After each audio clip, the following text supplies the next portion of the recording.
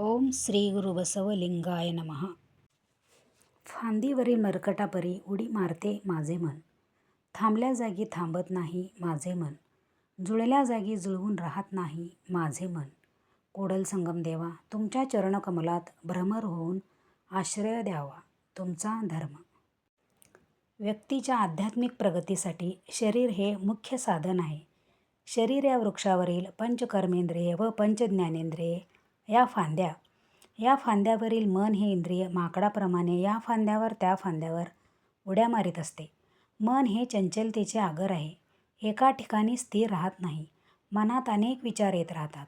डोळ्याने एक पाहते तर कानाने दुसरेच ऐकण्याची अपेक्षा करते. पूजा, ध्यान, अभ्यास करतेवेळी दुसरीकडे भटकते. या विषयासक्त मनामुळे माझी अधोगती होते की काय अशी भीती वाटते.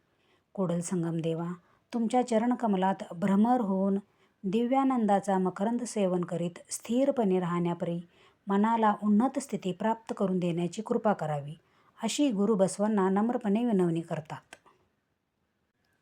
शरणू शरणार्थी.